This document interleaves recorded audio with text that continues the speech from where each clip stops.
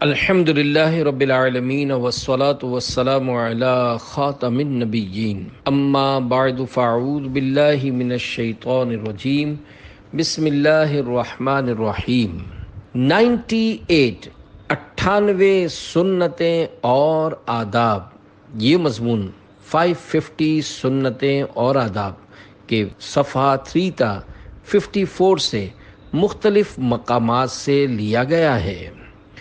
دعائے عطار، یا رب المصطفیٰ، جو کوئی 21 صفحات کا رسالہ 98 سنتیں اور آداب پڑھ یا سن لے، اسے سنتوں کی چلتی پھرتی تصویر بنا اور اسے اور اس کی آنے والی نسلوں کو بھی سچا عاشق رسول بنا۔ آمین بجاہ خاتم النبیین صلی اللہ علیہ وآلہ وسلم۔ درود شریف کی فضیلت، فرمان آخری نبی صلی اللہ علیہ وآلہ وسلم، قیامت کے روز اللہ پاک کے عرش کے سوا کوئی سایہ نہیں ہوگا، 3 شخص اللہ کے عرش کے سائے میں ہوں گے۔ عرض کی گئی، یا رسول اللہ صلی اللہ علیہ وآلہ وسلم، وہ کون لوگ ہوں گے؟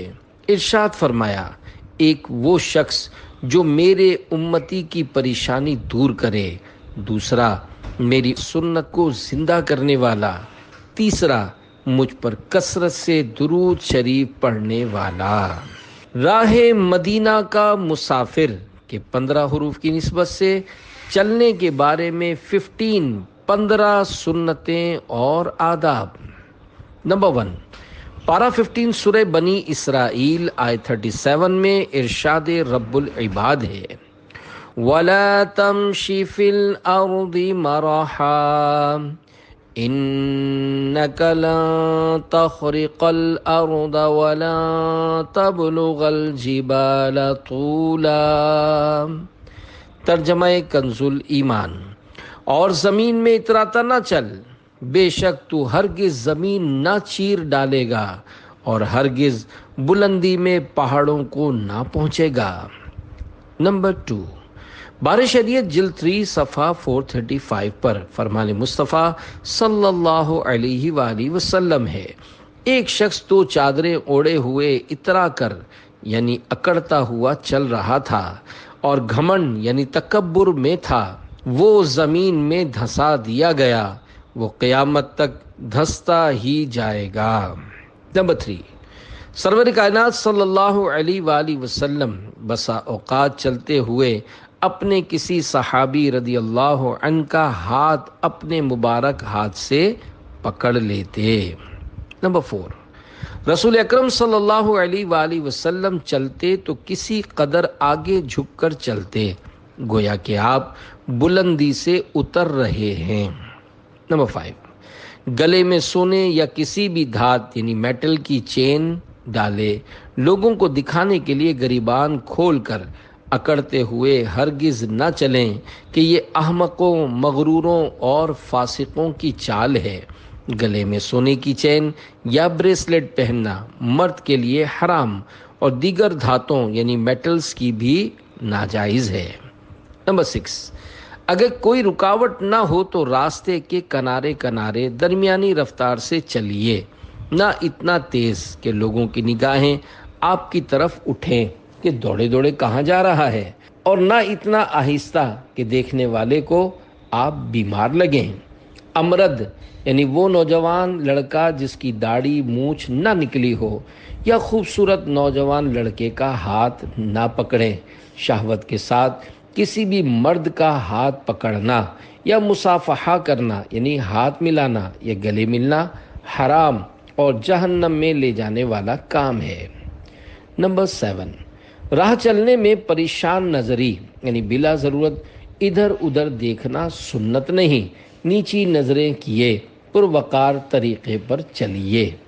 حکایت، حضرت سیدنا حسان بن ابی سنان رحمۃ اللہ علیہ نماز عید کے لیے گئے، جب واپس گھر تشریف لائے تو اہلیہ یعنی بیوی صاحبہ کہنے لگیں، آج کتنی عورتیں دیکھیں؟ آپ رحمۃ اللہ علیہ خاموش رہے۔ جب اس نے زیادہ اصرار کیا تو فرمایا، گھر سے نکلنے سے لے کر تمہارے پاس واپس آنے تک اپنے پاؤں کے انگوٹھوں کی طرف دیکھتا رہا۔ سبحان اللہ، اللہ والے راہ چلتے ہوئے بلا ضرورت ادھر ادھر دیکھنے سے بچنے کی کوشش کرتے ہیں کہ مبادا یعنی ایسا نہ ہو کہ شرعاً جس کی اجازت نہیں اس پر نظر پڑ جائے۔ یہ ان بزرگ رحمت اللہ علیہ کا تقویٰ تھا۔ مسئلہ یہ ہے کہ کسی عورت پر خود بخود نظر پڑ بھی جائے اور فوراً ہٹا لے تو گناہگار نہیں۔ نمبر 8، کسی کے گھر کی بالکنی یا کھڑکی کی طرف بلا ضرورت نظر اٹھا کر دیکھنا مناسب نہیں۔ نمبر 9، چلنے یا سیڑھی چڑھنے اترنے میں یہ احتیاط کیجیے کہ جوتوں کی آواز پیدا نہ ہو۔ نمبر 10، راستے میں دو عورتیں کھڑی ہوں یا جا رہی ہوں تو ان کے بیچ میں سے نہ گزریں، یہ حدیث پاک میں اس کی ممانعت آئی ہے۔ 11، راہ چلتے ہوئے کھڑے بلکہ بیٹھے ہونے کی صورت میں بھی لوگوں کے سامنے تھوکنا، ناک سنکنا، ناک میں انگلی ڈالنا، کان کھجاتے رہنا، بدن کا میل انگلیوں سے چھڑانا، پردے کی جگہ کھجانا وغیرہ تہذیب کے خلاف ہے۔ 12، بعض لوگوں کی عادت ہوتی ہے کہ راہ چلتے ہوئے جو چیز بھی آڑے آئے اسے لاتے مارتے جاتے ہیں۔ یہ قطعاً غیر مہذب طریقہ ہے۔ اس طرح پاؤں زخمی ہونے کا بھی اندیشہ رہتا ہے۔ نیز اخبارات یا لکھائی والے ڈبوں، پیکٹوں اور منرل واٹر کی لیبل والی خالی بوتلوں وغیرہ پر لات مارنا بے ادبی بھی ہے۔ 13، پیدل چلنے میں گاڑیوں کی آمد رفت کے موقع پر سڑک پار کرنے کے لیے میسر ہو تو زیبرا کراسنگ یا اوور ہیڈ پل استعمال کیجیے۔ 14، جس سمت سے گاڑیاں آ رہی ہوں اس طرف دیکھ کر ہی سڑک عبور کیجیے۔ اگر آپ بیچ سڑک پر ہوں اور گاڑی آ رہی ہو تو بھاگ پڑنے کے بجائے موقع کی مناسبت سے وہیں کھڑے رہ جائیے کہ اس میں حفاظت زیادہ ہے۔ نیز ریل گاڑی گزرنے کے اوقات میں پٹڑیاں عبور کرنا اپنی موت کو دعوت دینا ہے۔ ریل گاڑی کو کافی دور سمجھ کر گزرنے والے کو جلدی یا بے خیالی میں کسی تار وغیرہ میں پاؤں الجھ جانے کی صورت میں گرنے اور اوپر سے ریل گاڑی گزر جانے کے خطرے کو پیش نظر رکھنا چاہیے۔ نیز بعض جگہیں ایسی ہوتی ہیں جہاں پٹڑی سے گزرنا ہی خلاف قانون ہوتا ہے، خصوصاً اسٹیشنوں پر۔ ان قوانین پر عمل کیجیے۔ 15، عبادت پر قوت حاصل کرنے کی نیت سے حتی الامکان روزانہ پون گھنٹہ ذکر و درود کے ساتھ پیدل چلیے۔ انشاءاللہ الکریم صحت اچھی رہے گی۔ چلنے کا بہتر طریقہ یہ ہے کہ شروع میں 15 منٹ تیز تیز قدم، پھر 15 منٹ درمیانہ، آخر میں 15 منٹ پھر تیز قدم چلیے۔ اس طرح چلنے سے سارے جسم کو ورزش ملے گی، نظام انہضام یعنی ہاضمہ درست رہے گا، ریح، گیس، قبض، موٹاپا، دل کے امراض اور دیگر کئی بیماریوں سے بھی انشاءاللہ الکریم حفاظت ہوگی۔ سنت سیکھنے کے لیے مکتبۃ المدینہ کی بحر شریعت جلد 3 سے حصہ 16 اور 120 صفحات کی کتاب سنتیں اور آداب خرید فرمائیے اور پڑھیے۔ سنتیں سیکھنے کا ایک ذریعہ دعوت اسلامی کے مدنی قافلوں میں عاشقان رسول کے ساتھ سنتوں بھرا سفر بھی ہے۔ لوٹنے رحمتیں قافلے میں چلو، سیکھنے سنتیں قافلے میں چلو، ہوں گی حل مشکلیں قافلے میں چلو، ختم ہوں شامتیں قافلے میں چلو۔ صلو علی الحبیب صلی اللہ علی محمد۔ جوتے پہننے کے 7 آداب۔ نمبر 1، فرمان مصطفیٰ صلی اللہ علیہ وآلہ وسلم، جوتے بکثرت استعمال کرو کہ آدمی جب تک جوتے پہنے ہوتا ہے گویا وہ سوار ہوتا ہے، یعنی کم تھکتا ہے۔ 2، جوتے پہننے سے پہلے جھاڑ لیجئے تاکہ کیڑا یا کنکر وغیرہ ہو تو نکل جائے۔ حکایت کہتے ہیں کسی جگہ دعوت سے فارغ ہو کر ایک صاحب نے جو ہی جوتا پہنا چیخ نکل گئی اور پاؤں سے خون نکلنے لگا۔ دراصل بات یہ ہوئی کہ کھانے کے دوران کسی نے نوکدار ہڈی پھینکی تو وہ جوتے کے اندر چلی گئی، اور پہننے والے نے جوتے جھاڑے بغیر پہنے تو پاؤں زخمی ہو گیا۔ نمبر 3، سنت یہ ہے کہ پہلے سیدھا جوتا پہنے پھر الٹا، اور اتارتے وقت پہلے الٹا جوتا اتارے پھر سیدھا۔ فرمان مصطفیٰ صلی اللہ علیہ وآلہ وسلم، جب تم میں سے کوئی جوتے پہنے تو دائیں یعنی سیدھی جانب سے ابتدا کرے، یعنی شروعات کرے، اور جب اتارے تو بائیں یعنی الٹی جانب سے ابتدا کرے، تاکہ دایاں یعنی سیدھا پاؤں پہننے میں اول اور اتارنے میں آخری رہے۔ نزہۃ القاری میں ہے، مسجد میں داخل ہوتے وقت حکم یہ ہے پہلے سیدھا پاؤں مسجد میں رکھے، اور جب مسجد سے نکلے تو پہلے الٹا پاؤں نکالے۔ مسجد کی حاضری کے وقت اس یعنی جوتے پہننے کی ترتیب والی حدیث پر عمل دشوار ہے۔ اعلیٰ حضرت امام احمد رضا خان رحمۃ اللہ علیہ نے اس کا حل یہ ارشاد فرمایا ہے، جب مسجد میں جانا ہو تو پہلے الٹے پاؤں کو نکال کر جوتے پر رکھ لیجئے، پھر سیدھے پاؤں سے جوتا نکال کر مسجد میں داخل ہوں، اور جب مسجد سے باہر ہوں تو الٹا پاؤں نکال کر جوتے پر رکھ لیجئے، پھر سیدھا پاؤں نکال کر سیدھا جوتا پہن لیجئے، پھر الٹا پہن لیجئے۔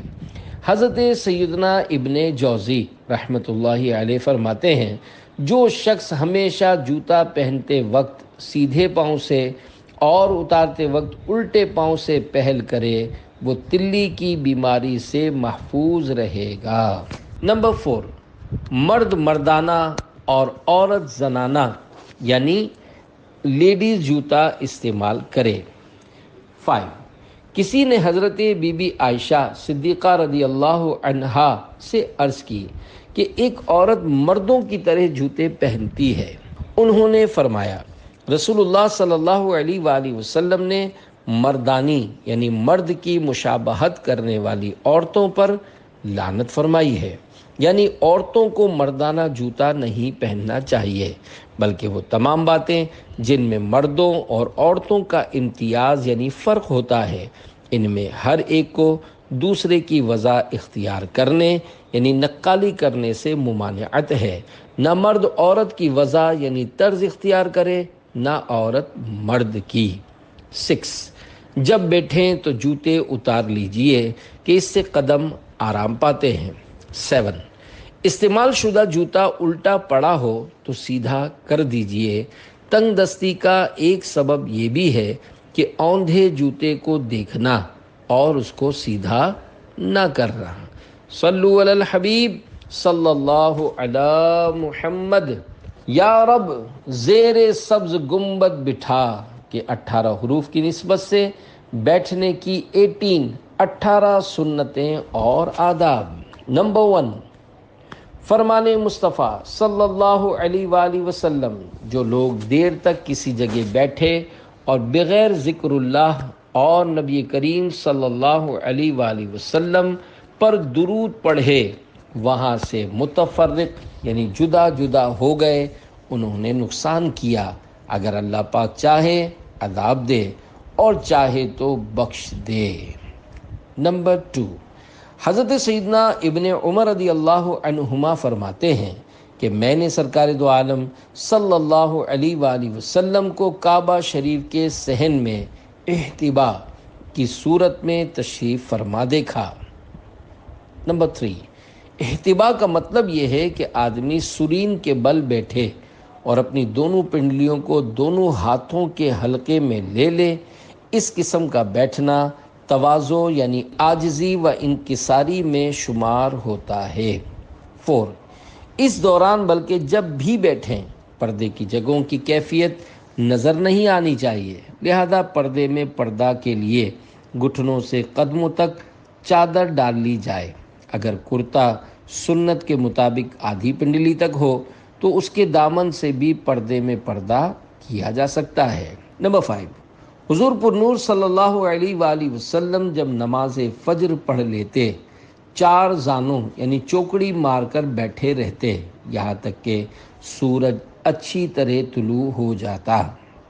6 جامع کرامات اولیاء جلد اول کے صفحہ 67 پر ہے، امام یوسف نبہانی رحمۃ اللہ علیہ کی 2 زانوں یعنی جس طرح نماز میں التحیات میں بیٹھتے ہیں اس طرح بیٹھنے کی عادت کریمہ تھی۔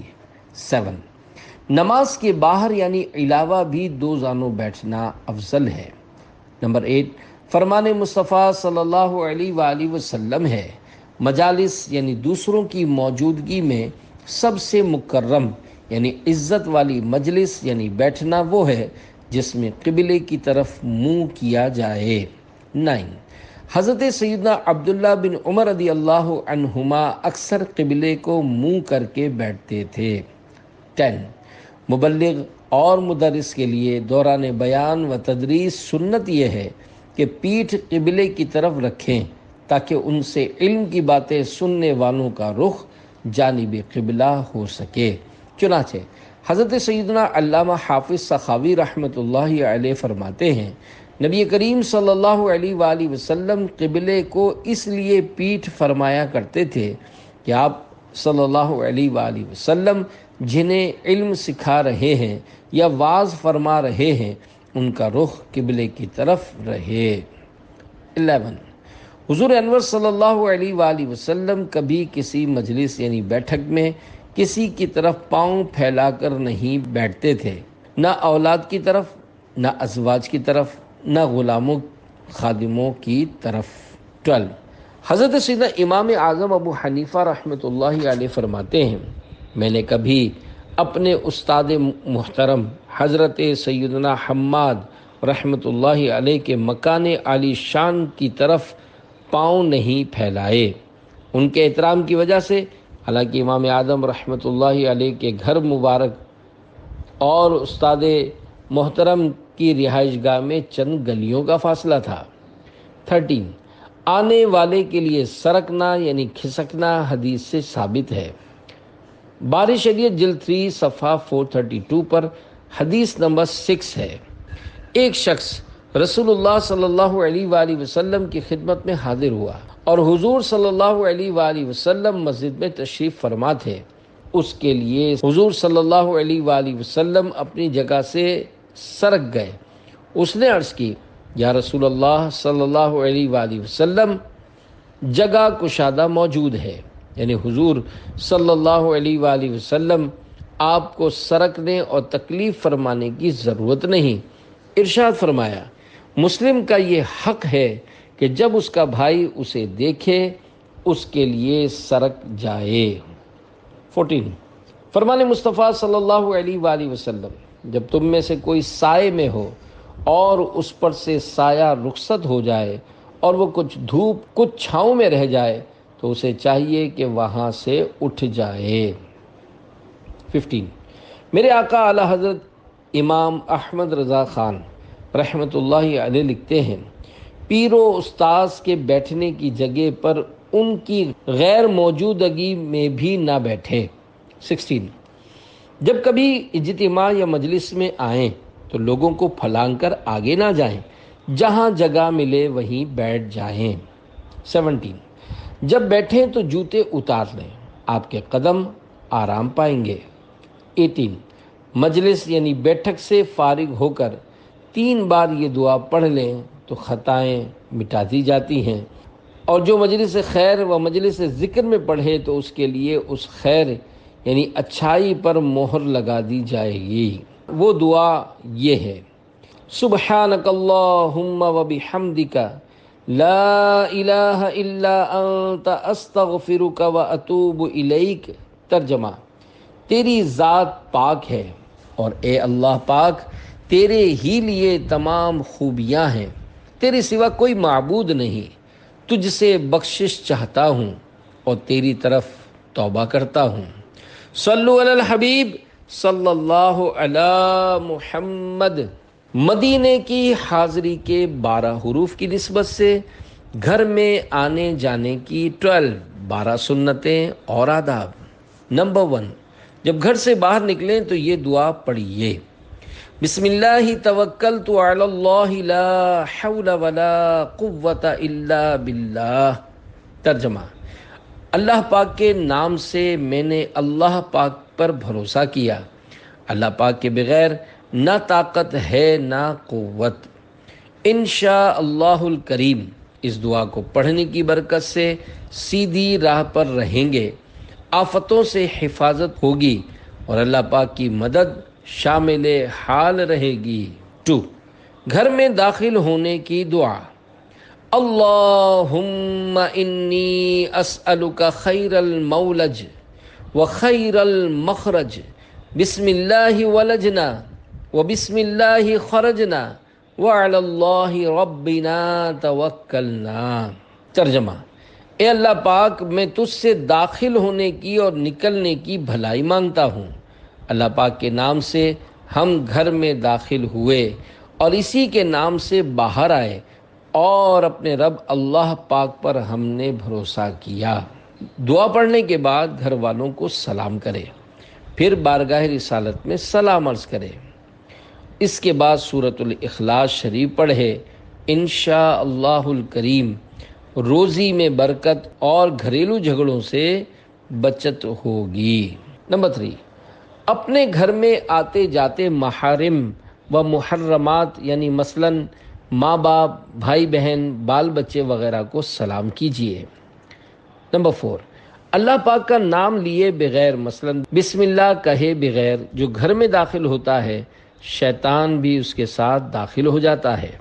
نمبر 5، اگر ایسے مکان خواہ اپنے خالی گھر میں جانا ہو کہ اس میں کوئی نہ ہو تو یہ کہیے: السلام علینا وعلی عباد اللہ الصالحین، یعنی ہم پر اور اللہ پاک کے نیک بندوں پر سلام، فرشتے اس سلام کا جواب دیں گے۔ یا اس طرح کہے: السلام علیک ایھا النبی، یعنی یا نبی آپ پر سلام، چونکہ حضور اقدس صلی اللہ علیہ وآلہ وسلم کی روح مبارک مسلمانوں کے گھروں میں تشریف فرما ہوتی ہے۔ نمبر 6، جب کسی کے گھر میں داخل ہونا چاہیں تو اس طرح کہیے: السلام علیکم، کیا میں اندر آ سکتا ہوں؟ نمبر 7، اگر داخلے کی اجازت نہ ملے تو بخوشی لوٹ جائیے، ہو سکتا ہے کسی مجبوری کے تحت صاحب خانہ نے اجازت نہ دی ہو۔ نمبر 8، جب آپ کے گھر پر کوئی دستک دے تو سنت یہ ہے کہ پوچھے کون ہے۔ باہر والے کو چاہیے کہ اپنا نام بتائے، مثلاً کہے محمد الیاس۔ نام بتانے کے بجائے اس موقع پر مدینہ، میں ہوں، دروازہ کھولو وغیرہ کہنا سنت نہیں۔ نمبر 9، جواب میں نام بتانے کے بعد دروازے سے ہٹ کر کھڑے ہوں تاکہ دروازہ کھلتے ہی گھر کے اندر نظر نہ پڑے۔ نمبر 10، کسی کے گھر میں جھانکنا ممنوع ہے۔ بعض لوگوں کے مکان کے سامنے نیچے کی طرف دوسروں کے مکانات ہوتے ہیں، لہذا بالکنی وغیرہ سے جھانکتے ہوئے اس بات کا خیال رکھنا چاہیے کہ دوسروں کے گھروں میں نظر نہ پڑے۔ 11، کسی کے گھر جائیں تو وہاں کے انتظامات پر تنقید نہ کیجیے، اس سے اس کی دل آزاری ہو سکتی ہے۔ 12، واپسی پر اہل خانہ کے حق میں دعا بھی کیجیے اور شکریہ بھی ادا کیجیے اور سلام بھی، اور ہو سکے تو کوئی سنتوں بھرا رسالہ وغیرہ بھی تحفتاً پیش کیجیے۔ شان امام اعظم ابو حنیفہ کے 19 حروف کی نسبت سے تیل ڈالنے اور کنگھی کرنے کے 19 سنتیں اور آداب۔ نمبر 1، حضرت سیدنا انس رضی اللہ عنہ فرماتے ہیں کہ اللہ پاک کے محبوب صلی اللہ علیہ وآلہ وسلم سر اقدس میں اکثر تیل لگاتے اور داڑھی مبارک میں کنگھی کرتے، اور اکثر سر مبارک پر کپڑا یعنی سربند شریف رکھتے تھے، یہاں تک کہ وہ کپڑا تیل سے تر ہو جاتا۔ معلوم ہوا سربند کا استعمال سنت ہے۔ اسلامی بھائیوں کو چاہیے کہ جب بھی سر میں تیل ڈالیں ایک چھوٹا سا کپڑا بھی باندھ لیا کریں۔ انشاء اللہ الکریم ٹوپی اور امامہ شریف تیل کی آلودگی سے کافی حد تک محفوظ رہیں گے۔ الحمدللہ سگے مدینہ عفیان کا برسا برس سے بنیت سنت سربند استعمال کرنے کا معمول ہے۔ اعلیٰ حضرت رحمۃ اللہ علیہ فرماتے ہیں، تیل کی بوندیں ٹپکتی نہیں بالوں سے رضا، صبح عارض پہ لٹاتے ہیں ستارے گیسو۔ صلو علی الحبیب صلی اللہ علی محمد۔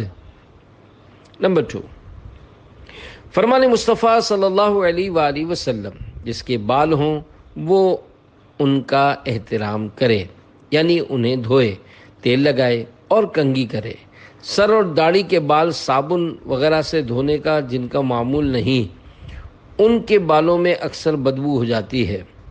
خود کو اگر بدبو نہ آتی ہو تو دوسروں کو آتی ہے۔ منہ، بالوں، بدن اور لباس وغیرہ سے بدبو آتی ہو، اس حال میں مسجد کا داخلہ حرام ہے کہ اس سے لوگوں اور فرشتوں کو ایذا ہوتی ہے۔ ہاں، بدبو ہو مگر چھپی ہوئی ہو، جیسے بغل کی بدبو، تو اس میں حرج نہیں۔ نمبر 3، حضرت سیدنا نافع رضی اللہ عنہ سے روایت ہے کہ حضرت سیدنا ابن عمر رضی اللہ عنہما دن میں 2 مرتبہ تیل لگاتے تھے۔ بالوں میں تیل کا بکثرت استعمال خصوصاً اہل علم حضرات کے لیے مفید ہے کہ اس سے سر میں خشکی نہیں ہوتی، دماغ تر اور حافظہ قوی ہوتا ہے۔ 4، فرمان مصطفیٰ صلی اللہ علیہ وآلہ وسلم، جب تم میں سے کوئی تیل لگائے تو بھووں یعنی ابروؤں سے شروع کرے، اس سے سر کا درد دور ہوتا ہے۔ 5، مکی مدنی مصطفیٰ صلی اللہ علیہ وآلہ وسلم جب تیل استعمال فرماتے تو پہلے اپنی الٹی ہتھیلی پر تیل ڈال لیتے، پھر پہلے دونوں ابروؤں پر، پھر دونوں آنکھوں پر اور پھر سر مبارک پر تیل لگاتے تھے۔ 6، طبرانی کی روایت میں ہے، سرکار نامدار مدینے کے تاجدار صلی اللہ علیہ وآلہ وسلم جب داڑھی مبارک کو تیل لگاتے تو انفقہ یعنی نچلے ہونٹ اور ٹھوڑی کے درمیانی بالوں سے ابتدا فرماتے۔ 7، داڑھی میں کنگھی کرنا سنت ہے۔ 8، بغیر بسم اللہ پڑھے تیل لگانا اور بال پراگندہ یعنی بکھرے ہوئے رکھنا خلاف سنت ہے۔ 9، حدیث پاک میں ہے، جو بغیر بسم اللہ پڑھے تیل لگائے تو 70 شیاطین اس کے ساتھ شریک ہو جاتے ہیں۔ 10، حضرت سیدنا امام محمد بن محمد غزالی رحمۃ اللہ علیہ نقل کرتے ہیں، حضرت سیدنا ابو ہریرہ رضی اللہ عنہ فرماتے ہیں، ایک مرتبہ مومن کے شیطان اور کافر کے شیطان میں ملاقات ہوئی۔ کافر کا شیطان خوب موٹا تازہ اور اچھے لباس میں تھا، جبکہ مومن کا شیطان دبلا پتلا، پراگندہ یعنی بکھرے ہوئے بالوں والا اور برہنہ یعنی ننگا تھا۔ کافر کے شیطان نے مومن کے شیطان سے پوچھا، آخر تم اتنے کمزور کیوں ہو؟ اس نے جواب دیا، میں ایک ایسے شخص کے ساتھ ہوں جو کھاتے پیتے وقت بسم اللہ شریف پڑھ لیتا ہے تو میں بھوکا پیاسا رہ جاتا ہوں، جب تیل لگاتا ہے تو بسم اللہ شریف پڑھ لیتا ہے تو میرے بال پراگندہ یعنی بکھرے ہوئے رہ جاتے ہیں۔ اس پر کافر کے شیطان نے کہا، میں تو ایسے کے ساتھ ہوں جو ان کاموں میں کچھ بھی نہیں کرتا، لہذا میں اس کے ساتھ کھانے پینے، لباس اور تیل لگانے میں شریک ہو جاتا ہوں۔ 11، تیل ڈالنے سے قبل بسم اللہ الرحمن الرحیم پڑھ کر الٹے ہاتھ کی ہتھیلی میں تھوڑا سا تیل ڈالیے، پھر پہلے سیدھی آنکھ کے ابرو پر تیل لگائیے، پھر الٹی کے، اس کے بعد سیدھی آنکھ کی پلک پر، پھر الٹی پر۔ اب سر میں تیل ڈالیے اور داڑھی کو تیل لگائیں تو نچلے ہونٹ اور ٹھوڑی کے درمیانی بالوں سے آغاز کیجیے۔ 12، تیل ڈالنے والا ٹوپی یا امامہ اتارتا ہے تو بعض اوقات بدبو کا بھبکا نکلتا ہے۔ سرسوں کا تیل استعمال کرنے والے خاص خیال رکھیں، لہذا جس سے بن پڑے وہ سر میں عمدہ خوشبودار تیل ڈالے۔ خوشبودار تیل بنانے کا ایک آسان طریقہ یہ بھی ہے کہ کھوپرے کے تیل کی شیشی میں اپنے پسندیدہ عطر کے چند قطرے ڈال کر حل کر لیجئے، خوشبودار تیل تیار ہے۔ سر اور داڑھی کے بالوں کو وقتاً فوقتاً صابن سے دھوتے رہیے۔ 13، عورتوں کو لازم ہے کہ کنگھی کرنے میں یا سر دھونے میں جو بال نکلیں انہیں کہیں چھپا دیں کہ ان پر اجنبی یعنی ایسا شخص جس سے ہمیشہ کے لیے نکاح حرام نہ ہو کی نظر نہ پڑے۔ 14، تاجدار مدینہ صلی اللہ علیہ وآلہ وسلم نے روزانہ کنگھی کرنے سے منع فرمایا۔ یہ نہیں یعنی ممانعت مکروہ تنزیہی ہے، اور مقصد یہ ہے کہ مرد کو بناؤ سنگھار میں مشغول نہ رہنا چاہیے۔ امام مناوی رحمۃ اللہ علیہ فرماتے ہیں، جس شخص کو بالوں کی کثرت کی وجہ سے ضرورت ہو وہ مطلقاً روزانہ کنگھی کر سکتا ہے۔ 15، بارگاہ رضویت میں ہونے والے سوال و جواب ملاحظہ ہوں۔ سوال، کنگھا داڑھی میں کس کس وقت کیا جائے؟ جواب، کنگھے کے لیے شریعت میں کوئی خاص وقت مقرر نہیں ہے۔ اعتدال یعنی میانہ روی کا حکم ہے، نہ تو یہ ہو کہ آدمی جناتی شکل بنا رہے، نہ یہ ہو کہ ہر وقت مانگ چوٹی میں گرفتار۔ 16، کنگھی کرتے وقت سیدھی طرف سے ابتدا کیجیے۔ چنانچہ ام المومنین حضرت بی بی عائشہ صدیقہ رضی اللہ عنہا فرماتی ہیں، دو جہاں کے سردار صلی اللہ علیہ وآلہ وسلم ہر کام میں دائیں یعنی سیدھی جانب سے شروع کرنا پسند فرماتے، یہاں تک کہ جوتا پہننے، کنگھی کرنے اور طہارت کرنے میں بھی۔ شارح بخاری حضرت علامہ بدر الدین عینی حنفی رحمۃ اللہ علیہ اس حدیث پاک کے تحت لکھتے ہیں، یہ تین چیزیں بطور مثال ارشاد فرمائی گئی ہیں، ورنہ ہر کام جو عزت اور بزرگی رکھتا ہے اسے سیدھی طرف سے شروع کرنا مستحب ہے، جیسے مسجد میں داخل ہونا، لباس پہننا، مسواک کرنا، سرما لگانا، ناخن تراشنا، مونچھیں کاٹنا، بغلوں کے بال اتارنا، وضو غسل کرنا اور بیت الخلاء سے باہر آنا وغیرہ۔ اور جس کام میں یہ یعنی بزرگی والی بات نہیں، جیسے مسجد سے باہر آنے، بیت الخلاء میں داخل ہونے، ناک صاف کرنے، نیز شلوار اور کپڑے اتارتے وقت بائیں یعنی الٹی طرف سے ابتدا کرنا مستحب ہے۔ 17، نماز جمعہ کے لیے تیل اور خوشبو لگانا مستحب ہے۔ 18، روزے کی حالت میں داڑھی مونچھ میں تیل لگانا مکروہ نہیں، مگر اس لیے تیل لگایا کہ داڑھی بڑھ جائے، حالانکہ ایک مشت یعنی ایک مٹھی داڑھی ہے تو یہ بغیر روزے کے بھی مکروہ ہے اور روزے میں بدرجہ اولا۔ 19، میت کی داڑھی یا سر کے بال میں کنگھی کرنا ناجائز و گناہ ہے۔ لوگ میت کی داڑھی مونڈ ڈالتے ہیں، یہ بھی ناجائز و گناہ ہے۔ گناہ میت پر نہیں بلکہ مونڈنے اور اس کا حکم کرنے والوں پر ہے۔ یا رسول اللہ کے 10 حروف کی نسبت سے ناخن کاٹنے کی 10 سنتیں اور آداب۔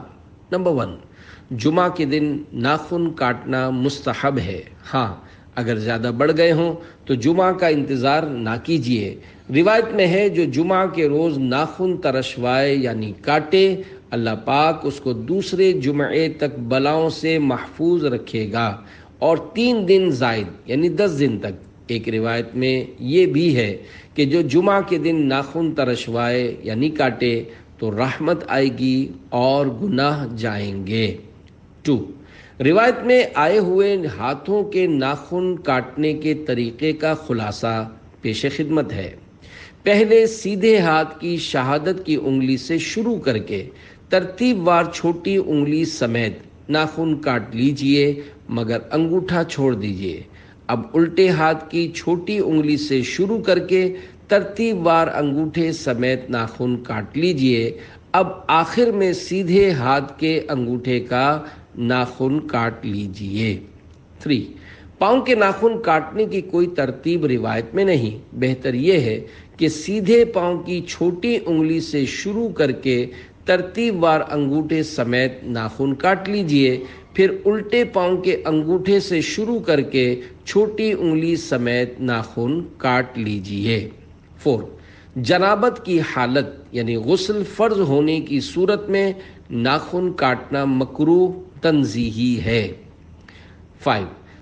دانت سے ناخن کاٹنا مکروہ یعنی تنزیہی ہے، اور اس سے برس یعنی جسم پر سفید دھبے کے مرض کا اندیشہ ہے۔ 6. ناخن کاٹنے کے بعد ان کو دفن کر دیجئے، اور اگر ان کو پھینک دیں تو بھی حرج نہیں۔ 7. ناخن کا تراشا یعنی کٹے ہوئے ناخن بیت الخلاء یا غسل خانے میں ڈال دینا مکروہ تنزیہی ہے کہ اس سے بیماری پیدا ہوتی ہے۔ 8.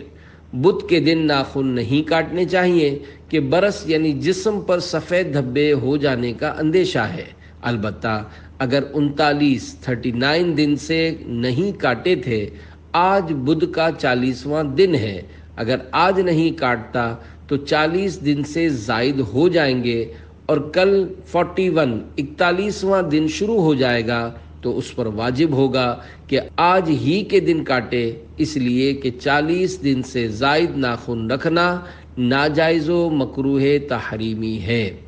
تفصیلی معلومات کے لیے فتاوی رضویہ مخرجہ جلد 22 صفحہ 574 685 دیکھیے۔ 9. لمبے ناخن شیطان کی نشست گاہ ہیں، یعنی ان پر شیطان بیٹھتا ہے۔ 10.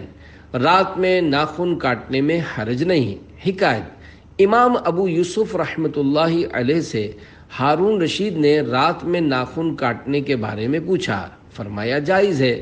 ہارون رشید نے کہا اس پر کیا دلیل ہے؟ فرمایا حدیث پاک میں ہے الخیر لا یؤخر، یعنی بھلائی کے کام میں تاخیر نہ کی جائے۔ صلو علی الحبیب صلی اللہ علی محمد۔ سنتوں بھرا لباس پہنو کہ 17 حروف کی نسبت سے لباس کے بارے میں 17 سنتیں اور آداب۔ 3 فرامین مصطفیٰ صلی اللہ علیہ وآلہ وسلم۔ نمبر 1، جن کی آنکھوں اور لوگوں کے ستر کے درمیان پردہ یہ ہے کہ جب کوئی کپڑے اتارے تو بسم اللہ کہہ لے۔ حضرت مفتی احمد یار خان رحمۃ اللہ علیہ فرماتے ہیں، جیسے دیوار اور پردے لوگوں کی نگاہ کے لیے آڑ بنتے ہیں، ایسے ہی یہ اللہ پاک کا ذکر جنات کی نگاہوں سے آڑ بنے گا کہ جنات اس یعنی شرمگاہ کو دیکھ نہ سکیں گے۔ 2، جو شخص کپڑا پہنے اور یہ پڑھے الحمدللہ الذی کسانی ھذا ورزقنیہ من غیر حول منی ولا قوہ۔ ترجمہ: تمام تعریفیں اللہ پاک کے لیے جس نے مجھے یہ کپڑا پہنایا اور میری طاقت و قوت کے بغیر مجھے عطا فرمایا، تو اس کے اگلے پچھلے گناہ معاف ہو جائیں گے۔ 3، جو باوجود قدرت زیب و زینت کا یعنی خوبصورت لباس پہننا تواضع یعنی عاجزی کے طور پر چھوڑ دے، اللہ پاک اس کو کرامت کا حلہ یعنی جنتی لباس پہنائے گا۔ 4، مالدار اگر اللہ پاک کی نعمت کے اظہار کی نیت سے شرعی خرابی سے پاک عمدہ لباس پہنے تو ثواب کا حقدار ہے۔ 5، سرکار دو عالم صلی اللہ علیہ وآلہ وسلم کا مبارک لباس اکثر سفید کپڑے کا ہوتا۔ 6، فرمان مصطفیٰ صلی اللہ علیہ وآلہ وسلم، سب میں اچھے وہ کپڑے جنہیں پہن کر تم خدا کی زیارت قبروں اور مسجدوں میں کرو سفید ہیں، یعنی سفید کپڑوں میں نماز پڑھنا اور مردے کفنانا اچھا ہے۔ 7، امام شافعی رحمۃ اللہ علیہ فرماتے ہیں، جو اپنا لباس صاف رکھے اس کے غم کم ہو جائیں گے، اور جو خوشبو لگائے اس کی عقل میں اضافہ ہوگا۔ 8، لباس حلال کمائی سے ہو، اور جو لباس حرام کمائی سے حاصل ہوا ہو اس میں فرض و نفل کوئی نماز قبول نہیں ہوتی۔ 9، روایت میں ہے جس نے بیٹھ کر امامہ باندھا یا کھڑے ہو کر سراویل یعنی پاجامہ یا شلوار پہنی تو اللہ پاک اسے ایسے مرض میں مبتلا فرمائے گا جس کی دوا نہیں۔ حضرت سیدنا امام برہان الدین زرنوجی رحمۃ اللہ علیہ لکھتے ہیں، امامہ بیٹھ کر باندھنا یا پاجامہ یا شلوار کھڑے کھڑے پہننا تنگ دستی کے اسباب ہیں۔ نمبر 10، پہنتے وقت سیدھی طرف سے شروع کیجئے کہ سنت ہے، مثلا جب کرتا پہنے تو پہلے سیدھی آستین میں سیدھا ہاتھ داخل کیجئے، پھر الٹا ہاتھ الٹی آستین میں۔ 11، اسی طرح پاجامہ پہننے میں پہلے سیدھے پائچے میں سیدھا پاؤں داخل کیجئے، اور جب کرتا یا پاجامہ اتارنے لگیں تو اس کے برعکس یعنی الٹ کیجئے، یعنی الٹی طرف سے شروع کیجئے۔ 12، بار شریعت جلد 3 صفحہ 409 پر ہے، سنت یہ ہے کہ دامن کی لمبائی آدھی پنڈلی تک ہو اور آستین کی لمبائی زیادہ سے زیادہ انگلیوں کے پوروں تک اور چوڑائی 1 بالشت ہو۔ 13، سنت یہ ہے کہ مرد کا تہبند یا پاجامہ ٹخنے سے اوپر رہے۔ 14، مرد مردانہ اور عورت زنانہ یعنی لیڈیز لباس پہنے۔ چھوٹے بچوں اور بچیوں میں بھی اس بات کا لحاظ رکھیے، ورنہ پہنانے والے گناہگار ہوں گے۔ ہاں، جو لباس مرد و عورت اور بچہ اور بچی دونوں میں پہنا جاتا ہو اور اس میں کوئی شرعی خرابی نہ ہو تو دونوں پہن سکتے ہیں۔ 15، بار شریعت جلد اول صفحہ 481 پر ہے، مرد کے لیے ناف کے نیچے سے گھٹنوں کے نیچے تک عورت ہے، یعنی اس کا چھپانا فرض ہے، ناف اس میں داخل نہیں اور گھٹنے داخل ہیں۔ اس زمانے میں بہتیرے یعنی بہت سے لوگ ایسے ہیں کہ تہبند یا پاجامہ اس طرح پہنتے ہیں کہ پیڑو یعنی ناف کے نیچے کا کچھ حصہ کھلا رہتا ہے۔ اگر کرتے وغیرہ سے اس طرح چھپا ہو کہ جلد یعنی اسکن کی رنگت نہ چمکے تو خیر، ورنہ حرام ہے، اور نماز میں چوتھائی کی مقدار کھلا رہا تو نماز نہ ہوگی۔ احرام والے کو اس میں سخت احتیاط کی ضرورت ہے۔ 16، آج کل بعض لوگ سر عام لوگوں کے سامنے نیکر یعنی ہاف پینٹ پہنے پھرتے ہیں، جس سے ان کے گھٹنے اور رانیں نظر آتی ہیں، یہ حرام ہے۔ ایسوں کے کھلے گھٹنوں اور رانوں کی طرف نظر کرنا بھی حرام ہے، بالخصوص کھیل کود کے میدان، ورزش کرنے کے مقامات اور ساحل سمندر یعنی بیچ پر اس طرح کے مناظر زیادہ ہوتے ہیں، لہذا ایسے مقامات پر جانے میں نظر کی حفاظت کی سخت ضرورت ہے۔ 17، تکبر کے طور پر جو لباس ہو وہ ممنوع ہے۔ صلو علی الحبیب صلی اللہ علی محمد۔ سنت کی پابندی میں نجات ہے۔ حضرت امام ضحاک رحمۃ اللہ علیہ فرماتے ہیں، دنیا میں سنت کی مثال ایسے ہے جیسے آخرت میں جنت کی، لہذا جس طرح جنت میں داخل ہونے والا سلامت رہے گا، اسی طرح دنیا میں سنت کی پابندی کرنے والا بھی سلامت رہے گا۔